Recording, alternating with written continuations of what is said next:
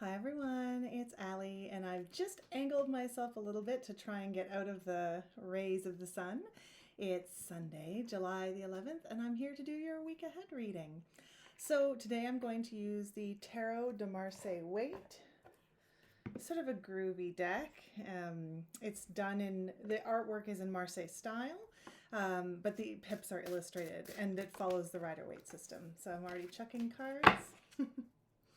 I hope everyone had a lovely week. Over the last 2 weeks, we had Canada Day, and which was a pretty somber holiday this year. There's been some pretty lousy historical stuff that's being not even discovered in Canada. Just we're being newly reminded of it in terms of our Indigenous people.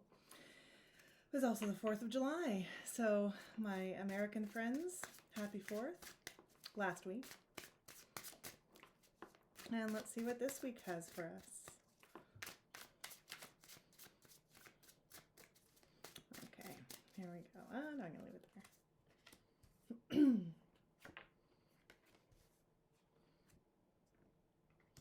Wow, good week.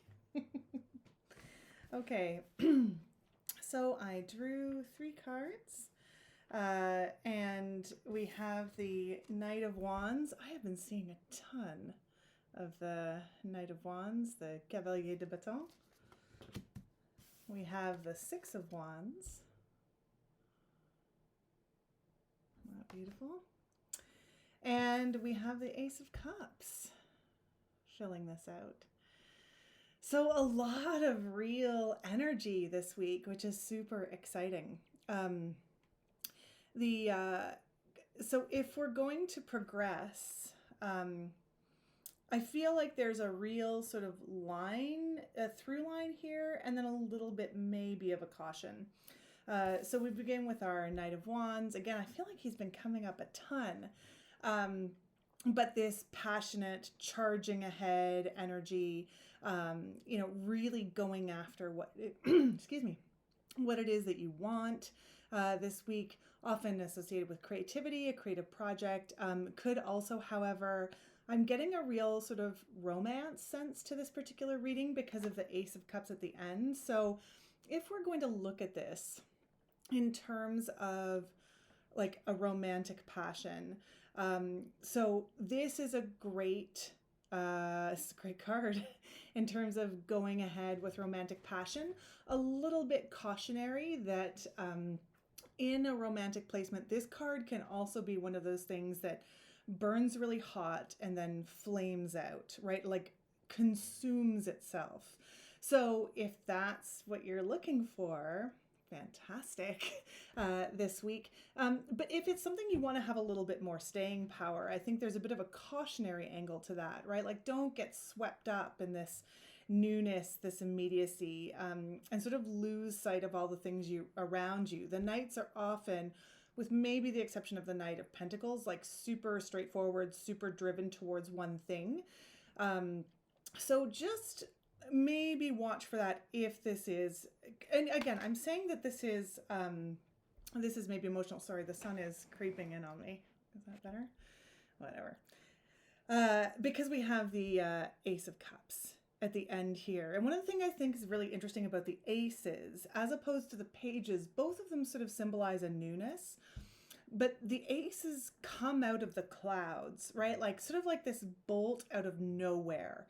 So when you take the elemental association of that suit, right, we get this sort of emotional newness, but sort of seemingly from the universe, a new situation, something we are unfamiliar with, coming at us, literally being handed to us.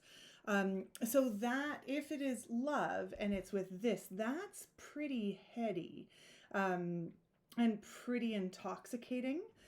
Now in the middle, we have the Six of Wands, which I always find to be a super interesting card.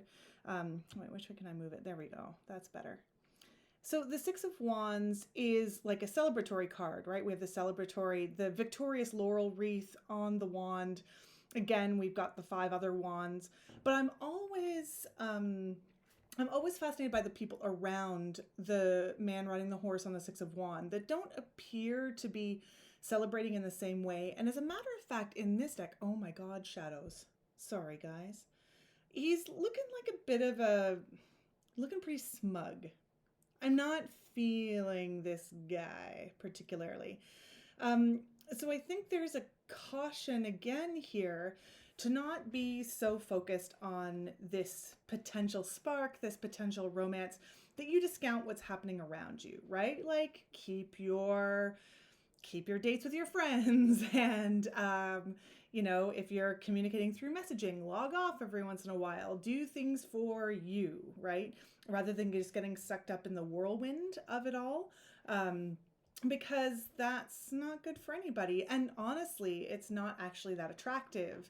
You know, you want to find a partner who has like outside interests and their own things going on.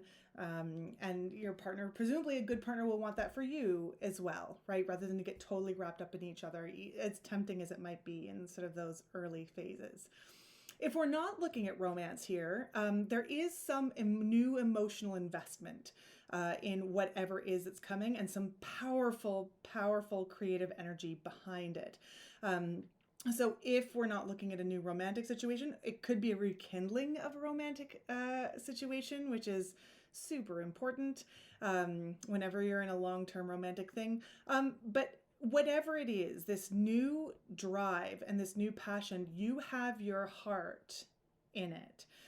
So it is really important to think about the way to proceed that's going to be the best for your heart, the way that's going to, you don't become a slave to it, and it's going to pay you back what you're putting into it. Like any good creative endeavor, romantic relationship or otherwise. So that's a pretty fun week, you guys. Fantastic.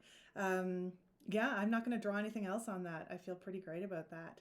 So I hope you enjoyed. Again, I hope to be back later, probably this weekend, with another video or videos. I'm sort of cooking a couple of individual ones right now, and certainly with another week ahead reading. So I hope you have an awesome week, and we'll see you soon.